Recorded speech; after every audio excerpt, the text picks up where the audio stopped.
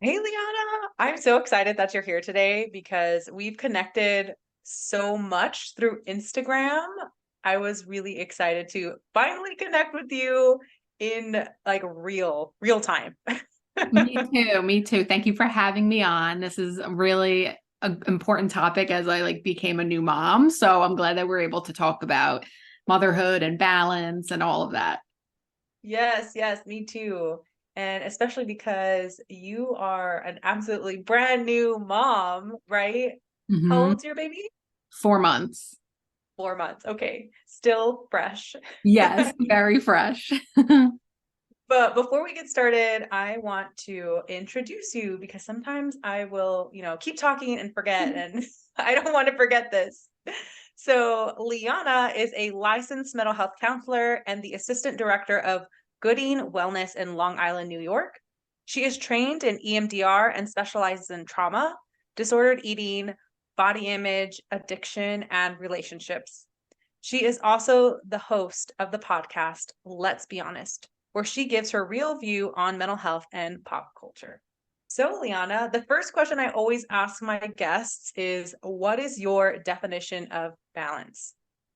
It's a great question. And I was thinking about this the last day or two. My definition of balance is being able to do certain obligations like work or Mhm. things around the house, anything like that, and also having fun time and like self Mhm. care. And when I think of balance, I picture that pie graph that Okay. like I've even done with clients where you kind of split it up and where all the different areas of our life and how it's split equally, and that's really the goal, hopefully. So my definition of balance is having an equal pizza pie across Mm, as many boards as I can. yeah. And since becoming a mom, how has that been in trying to give your time equally to all those pieces? Yeah, it's had to change a lot. I've had to adjust a lot Mm, and continue mhm. to adjust because as soon as, let's say, I gave birth, something worked and until I realized it didn't. And then it was Yeah. adjusting again. And then it was adjusting again and going back to work and adjusting again. But I also think going back to work helped me find a healthier Mm, balance, right? It was almost like baby took up the whole entire sphere. And then as time went on, I found other ways to fit things I enjoy, even work or whatever it might be, mhm. into that world. So it's constantly changed. And I feel like I'm doing a good job so far in like taking care of myself and balancing tasks and all of that. Yeah, that is a really great point that you made. You just said at one point, baby took up that entire sphere. So baby took up that entire pie. And that does happen. And what I've seen is oftentimes in the effort to try and keep the balance before baby comes or while baby comes, we can get so caught up and anxious about what if everything kind of like just ends up revolving around baby, and that's probably going to happen, and it's okay. And recognizing, like you said, how can we fit in those other pieces so that it's a more complete pie. Yeah. Yeah. And I agree with you that it's okay for it to fill up the whole sphere at first for me, like that obviously, Mhm. like I was just like, oh my God, what's happening? How do I do this thing? Like I don't know anything. And then as I kind of got my feet on the ground, I was like, okay, Mhm. I can now work out when she's napping or bring her downstairs when I work Mhm. out or have her do this while I'm cooking. And like Yeah. it's like a juggle. You're constantly juggling. Mhm. You you're the freshest mom that I've had so far on the podcast. Would you be able to talk about how the transition has been for you, because you're still so in the beginning? How has your expectation of what life was going to be like once baby came, how has that met like your current reality, and what steps have you taken to make shifts or changes that needed to happen? Yeah, I really didn't know what to expect. Obviously, I don't think anyone does. And I actually went into labor 3.5 weeks early. So Oh my and everything gosh. was fine. She was just ready. I finished with clients that like a Thursday. And then I was like, oh, I'm going to have like 3 weeks to mentally, physically prepare. Like, this is great. And that didn't happen. So it was just really, thank God we were ready in, physical aspects with nursery and Mhm. stuff, but just thrown into it. And I surprisingly was pretty calm. Like, I was like a level of acceptance of, like, I don't know. It was surprisingly, it was very sudden, but it was also just smooth at the same point. I thought I was actually going to freak out in the way of, like, oh my God, I have to keep this human alive. And now I'm bringing her home without the nurses and everything. But Mm. I honestly didn't have that thought process. And I think I honestly felt that way with my dog when we first got him as a puppy. I was like, oh my God, what Oh, are we gonna do? And yeah. with her, I think because we were all in the same stage, like me and my husband and like my family, that we have the help. And I knew I wasn't in it alone. And that was a big difference for me.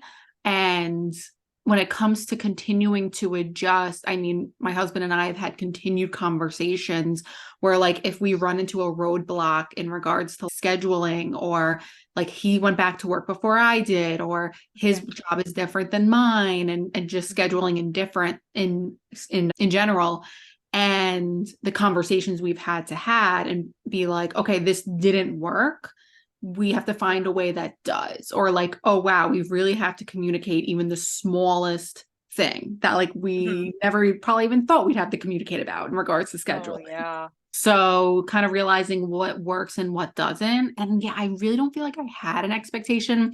Like, for me, working out is so, it's like such a piece of self-care for me. Like, I love lifting weights and Mhm. cycling and walking and all the things. And I knew I was going to continue it no matter what. Like, I was going to find a way, Mhm. obviously being flexible at the same time. And at first I was like, I'm bringing her downstairs in the basement with me, and being okay with like her needing something and me having to stop.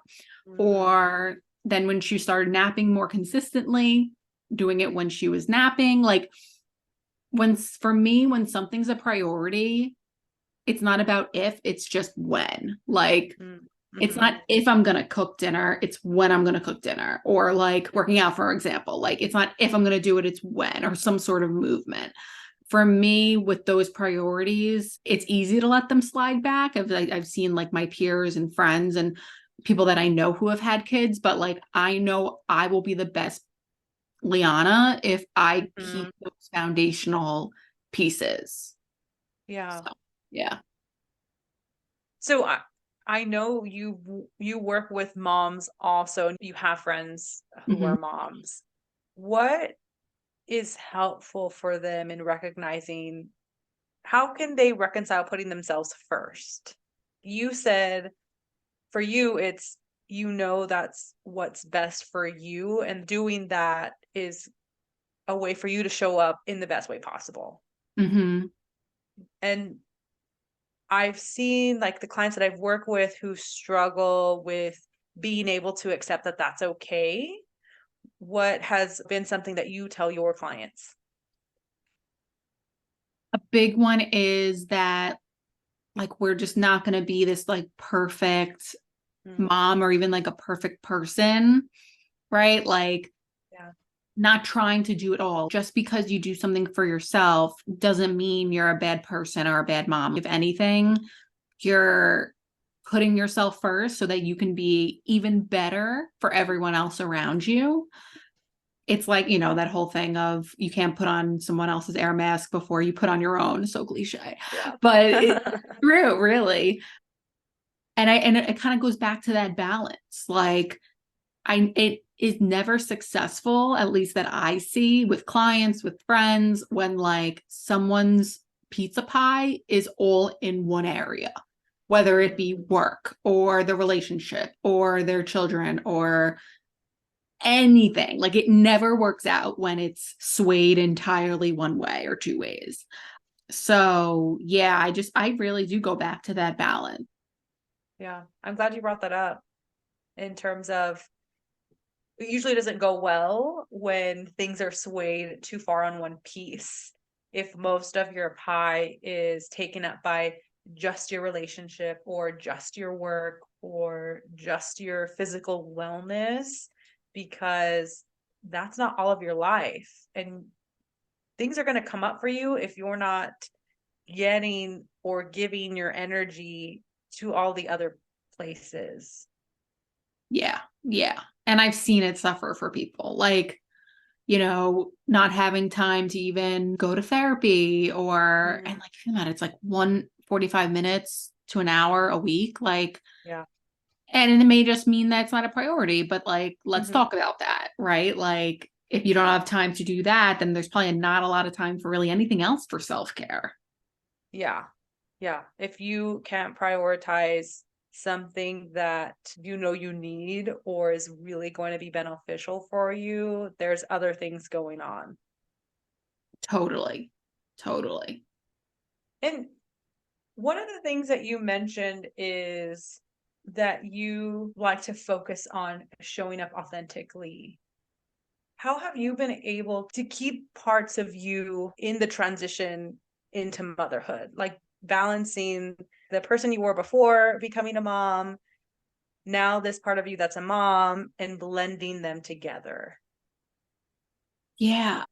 it's it's been interesting as like time went on, because I think in the beginning I knew immediately that I was not meant to be a stay-at-home mom. Like, I immediately I was like, okay, there's no balance here, like I cannot do that.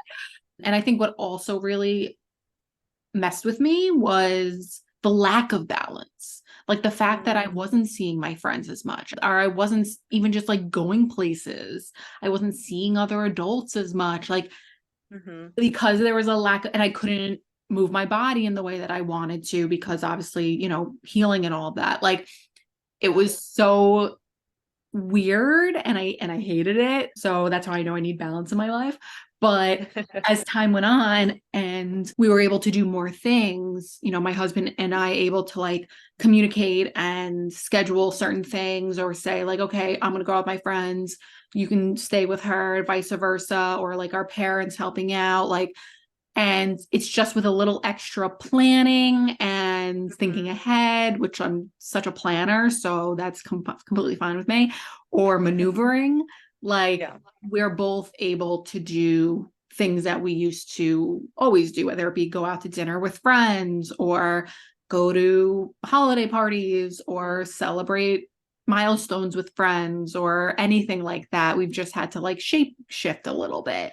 So like as time went on, we started implementing some of those things more, and also creating new types of activities, because now a lot of Mhm. our friends are also having kids, a lot of them the Okay. same age. So doing those little baby activities with them, which is fun. And I think it's also pretty nuts as like you look around and you realize how much it's changed, like how much things have changed. Like, we went to this farm with a few of our friends who have also very young kids, like same age around. And I'm like, I just looked around, like, wow, like things have really changed in a Oh, yeah. year. Like, we were here literally last year at this time at the brewery and at the Yeah. farm and hanging out. And now we're literally talking about babies and Mhm. with our babies. And it's just really trippy to see how Mhm. things change. And it's a new phase of life. Yeah. And I really resonate when you said, I knew very early or immediately that I was not meant to be a stay-at-home mom. That was not my calling either. I felt really alone when I had my baby, my first child. He's 8 now, but when I had him, I had just moved back to my hometown. I had just graduated with my master's. I didn't have a job lined up, and it was really hard for me to find a job in my community because it's a small town, and the online space wasn't what it is today. Mhm. So it took a longer time for me to figure out what my next steps were.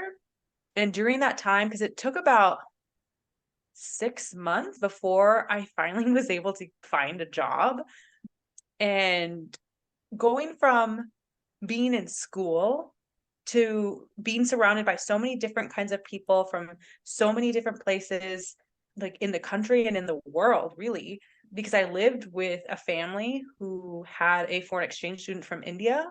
Yeah. And we also had a foreign exchange student from Germany. And then I was from Texas, and this was in Michigan. So we were from everywhere.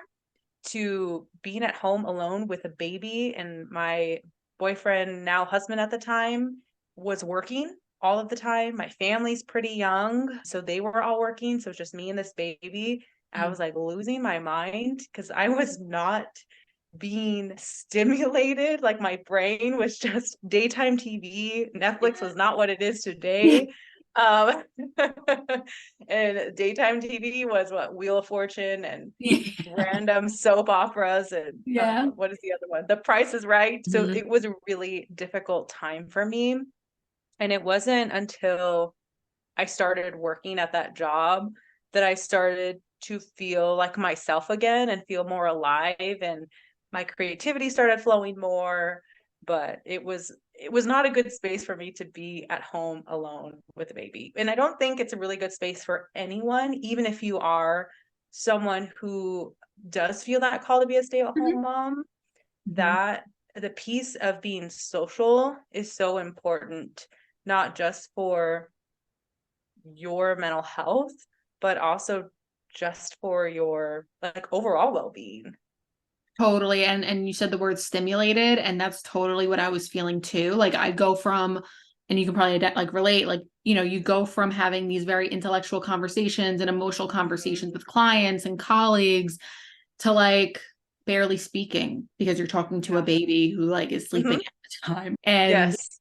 it's like, being educated and then having your world be so small, and Mhm. not like small as in meaningless, but small as in like one sphere, you know? Yes. Yeah, I totally struggled also. Like my husband went back to work earlier than me and he was working from home, but I think that was almost just as frustrating because it's like he's home, but he can't help out. And then he would go Yeah. into the city and really can't help out. And like I'm physically drained, but like he also just Mhm. worked a whole day. So like he's also physically, we're just both like drains for different reasons. And I don't know if like I've adapted to the drained or I don't feel as drained. I don't know what it is. I was thinking about that the other day. Like, did I just adapt or do I feel less drained, But I also get breaks now because Mhm. thankfully our parents are retired. So like they help out during the week when we work, thank God. So like having that break to like go to work or even like run errands Yeah. alone is really nice. And then when I come home and I see her, I'm like, oh my God, it's like the best thing ever. Yeah. Even now, if my husband notices that I'm being more irritable on the weekends or a little bit snappy, he'll tell me, "Do you need to like go do something by yourself?" And I sometimes I won't even recognize it, and when he's saying it, I'm like, "Oh, yeah, I do need to go do something by myself," because you Mhm. can get so caught up, and it's helpful to be in tune with your partner to notice some of those things, and I'm not saying to rely on your partner to notice those things for you, but Mhm. having that open and safe communication to be able to say, "Hey, this might be slipping. Do you need this time for yourself?" Because you had mentioned that there's things that you're communicating on that you didn't even realize was something you needed to communicate on. Yes. Yeah. And my husband actually would do the same thing. Like he would be like, go for a walk, just like take a walk, like outside. And I'm like, okay, like I need it. And then I'm like, yeah, I'm totally being irritable right now. Like I need to chill. Mhm, Yeah, we just so many of these random conversations that like mhm. we've have never been able, needed to have or like scheduling to the minute or Yeah. things that I never would have had that needed to tell him that I needed to do because it was like whatever. It's I think that's why it also is so important to have a strong foundation with your partner. And Yeah. then I think that's also why we probably see relationships crumble Mhm. or end up crumbling because there was never a strong foundation. And then, like 10 years down the line, they're resenting each other. Like I've seen it Mhm. with people I work with or just in society. So it really it makes me more aware of like how important it is. Oh yeah, it's very important. And I can speak to that from experience. When I started dating my husband in the summer, we met the summer right before my master's. And so that was like June, July, and I became pregnant in November. And so we did not have this foundation. And we are in such a great place now. But it took a lot of work and a lot of self-reflection from both of us to figure out how can we make this work, even though we didn't have this strong foundation. And it is a lot of communication and recognizing that you're still learning about each other all the time, no matter how strong that foundation is, and learning about yourself through the process, because we're still growing, even if because it's almost been 10 years. Our oldest is 8. So even though it's been a long time now and we're in a good place, we can't like let that carry us. We still have to continue to do the work every day, because every day we're together, it's a choice that we're making. Yeah, I completely agree with that. It's like every phase of life, you're changing, your partner's changing for the better or for the worse, or who knows. But, Yeah. it's like and I think that's like where as therapists, we almost have a leg up because a lot of us realize that. And I think a lot of people don't always realize that. And yeah, it takes a lot of hard work. So I can almost see where a lot of people fall. Yeah. Yeah. And I don't know if I would say we have a leg up as therapists, but I think both of us really focus on relationships in therapy, Mhm. not just like like romantic partnerships, but just relationships in general. And I would agree that that gives us a leg up, because that is That's a good something that point. we're always, I guess, hyper vigilant about, is relationships and the types of relationships we have and the ones around us. That is very true. Yeah, because I'm talking about relationships all the time. It's like friends, colleagues, Hmm. family members, like, and I love doing it. So it's definitely something probably in our forefront. Yes, yes. Yeah, I that is one of my most favorite like therapy topics, is like relationships and navigating relationships, not just romantic, but friendships and family and all that stuff. It's like my favorite. Because it's like, okay, you're finally in an outside perspective looking in, Mhm. and I get it because when you're in it, it's so hard to realize what to do or how to do it. So like to help someone and guide someone to do something different or say something to express their needs or whatever it is like, so it's just like such a good feeling because like you've empowered that person. Yes. Yes.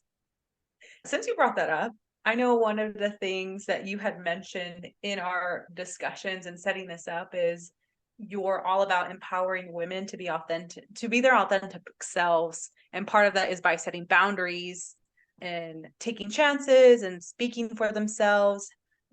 I had a question and I lost it. I hate that. It's the worst. What are some things you can speak on in terms of those 3 topics? Yeah, so speaking about like my favorite things to talk about are those things.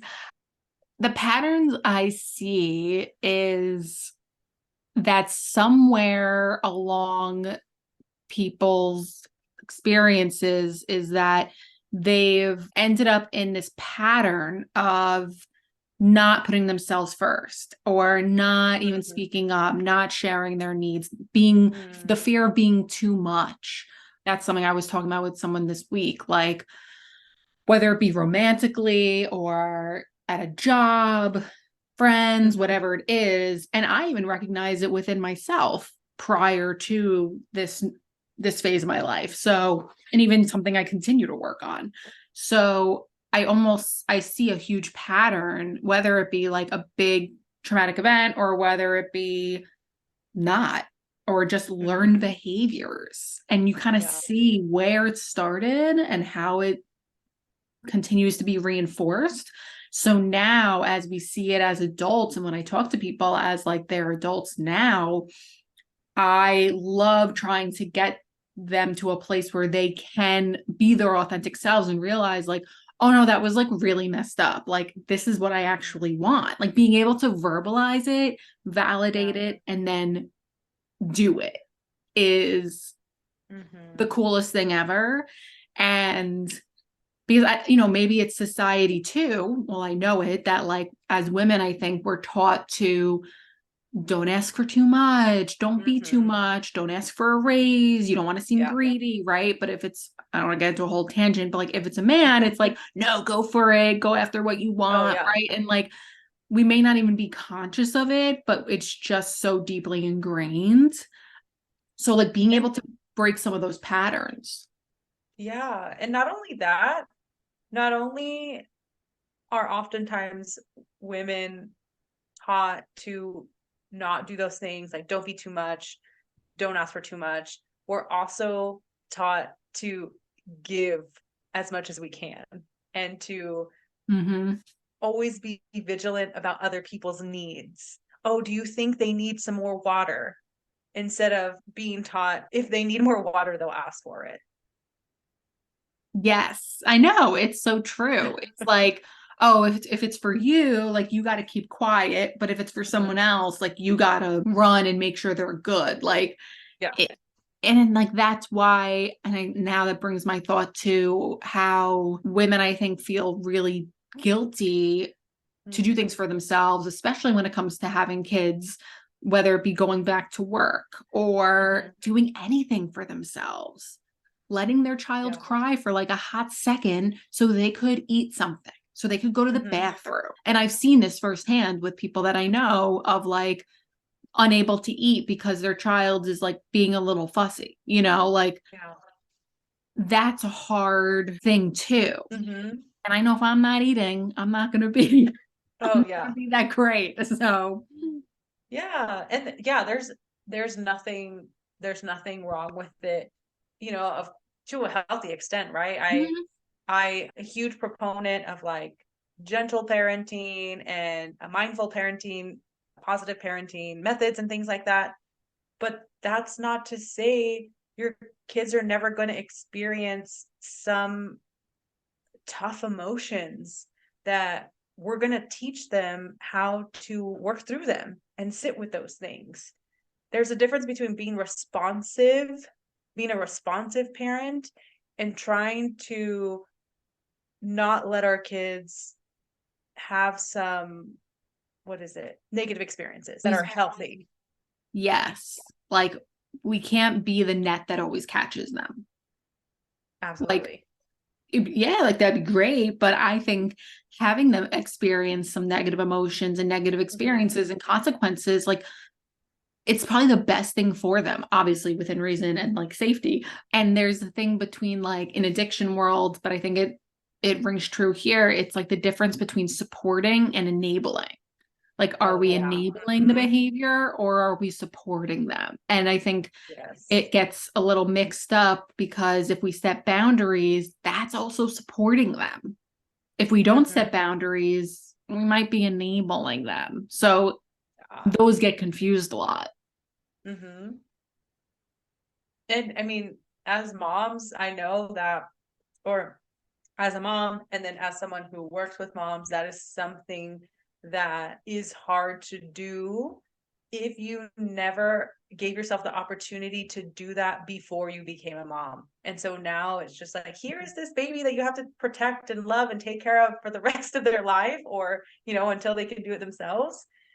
And so now you're trying to manage, how do I do this and also teach this child how to do it themselves? Yes, because if I don't have it myself, how am I going to teach Mhm. them to do it?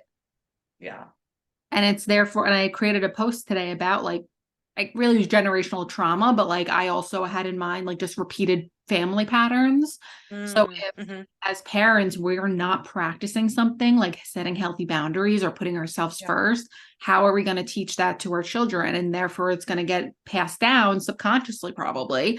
And they may struggle with putting themselves first. So Yeah. yeah, it's important to be conscious of prior to all of this or whenever that we're aware of it.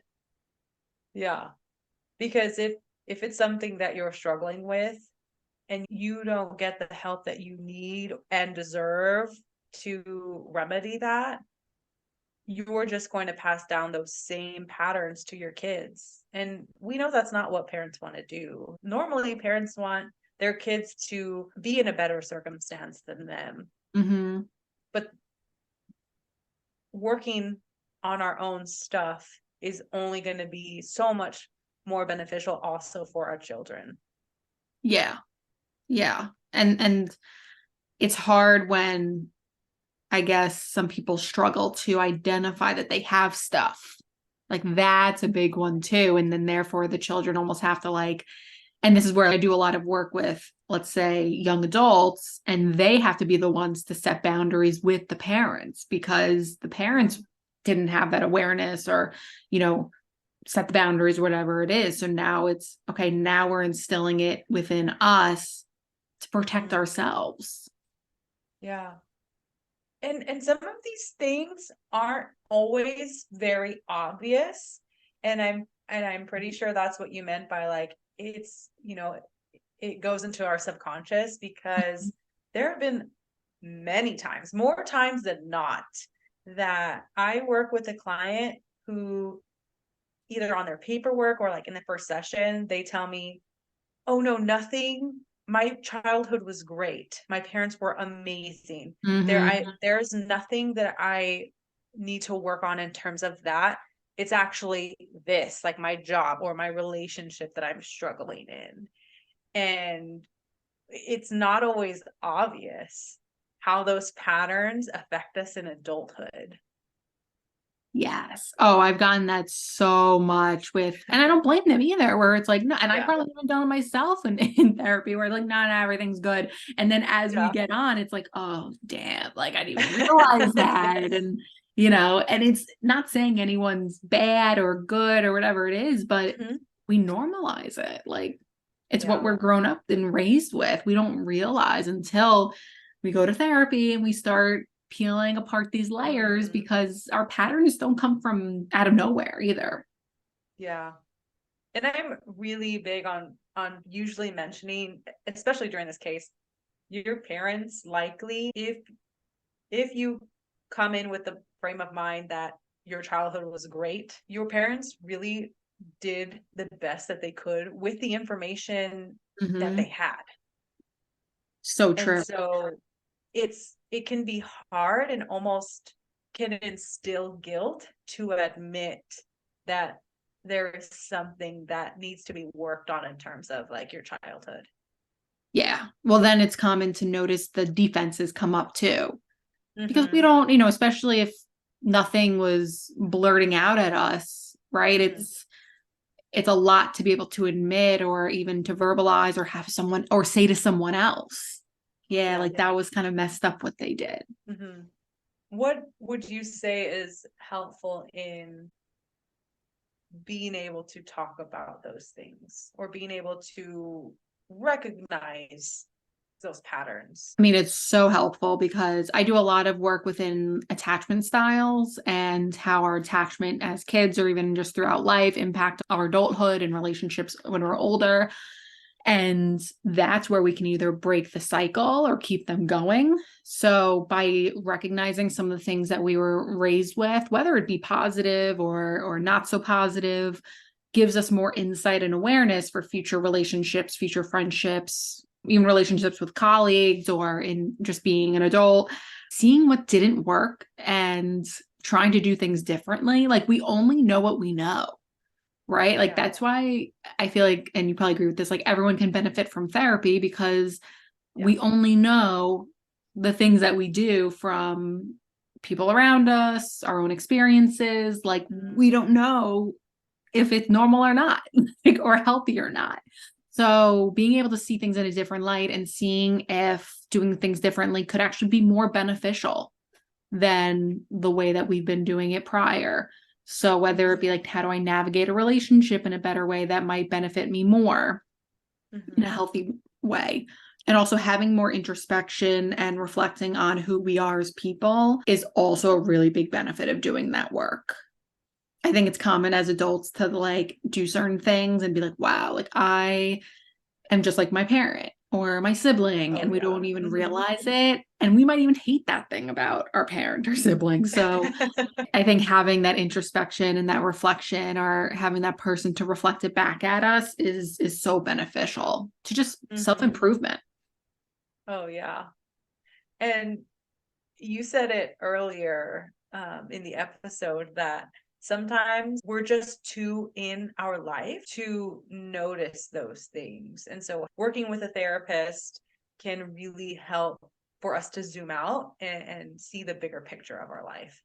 Yes. Yeah. I mean, I've like gone back to therapy just for shits and giggles, like just to like, see if there's more that I can grasp at. I mean, there's always more, Hmm. but like, oh, I wonder what this person could offer me, or I wonder what this Yeah. type of person could offer me. Like, it's such a great opportunity Hmm. and thing that we can have at our disposal. It's like, why not? Oh, I agree. There's this guy.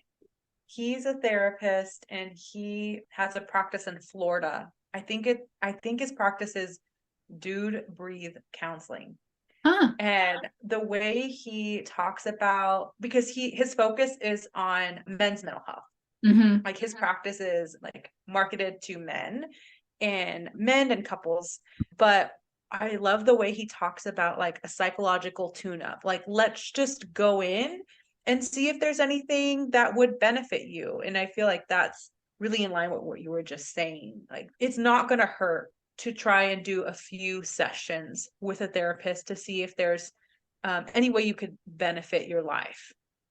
Yeah, I like that. The psychological tune up. It's so true. Yeah, we only know what we know. And Yeah. I think what holds people back can be like ego or pride. And that's, we can go into like Hmm. the stigma associated with it. But I like the way that he phrased it, because I feel like it's so just like, meh, psychological tune up. We bring our car in for a tune up, Yes. you know?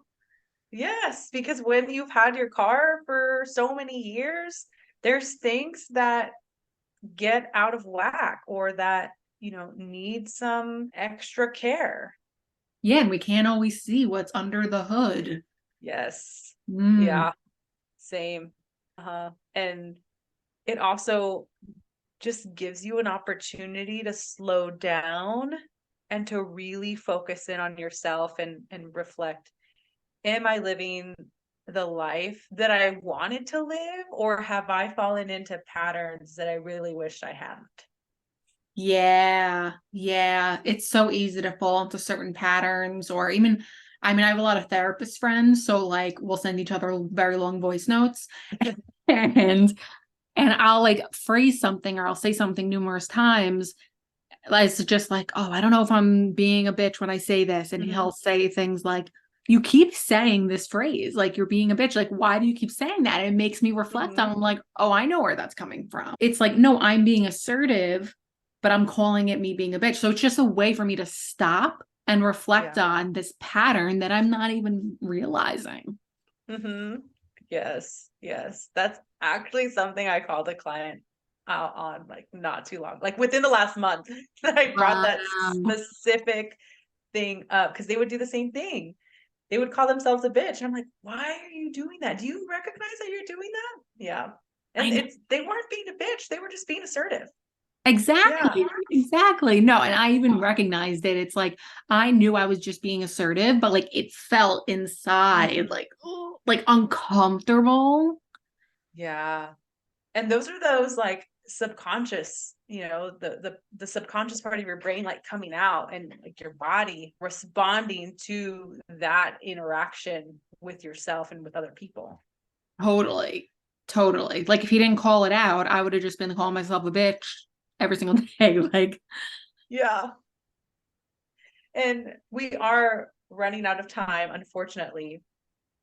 But if you want to talk a little bit more about your practice, what you specialize in, and how people can get in contact with you if they feel like working with you would be a great fit. Sure. Yeah. So, like you were saying, I'm trained in EMDR, which is eye movement desensitization and reprocessing. And it was founded to be worked with people with PTSD and veterans. But over the years, since about the 90s, they've done a lot of research, and it is so effective for pretty much anyone with any type of mental health concern. So, it's done amazing things for my clients. And I also do work with, like you were saying, substance abuse, disordered eating, body image, relationships, trauma. I work with people over 18, and I love like the young adult to like 40s population. I feel like that's Mhm. really like my niche right now. I utilize DBT, CBT. I'm very solution focused, and I'm very, what's the word? Like participatory in sessions. Like I Okay. love having this like very strong dialogue with my clients, and yeah, because I love empowering them or helping empower them. Yeah. But yeah, so we're located in Long Island in Cold Spring Harbor in person, and I do virtual for anyone in New York State. And I'm the assistant director at Gooding Wellness. So even if I might not be a good fit for you, we have about 20 clinicians in the practice. So we have people who only work with kids, people who Mm. only work with adults, vice versa, addiction, family counseling, couples counseling, neurodivergence, grief and bereavement. So I always say if you need help finding someone and you're in the area or want to do it virtual, you can always let me know and I can help you.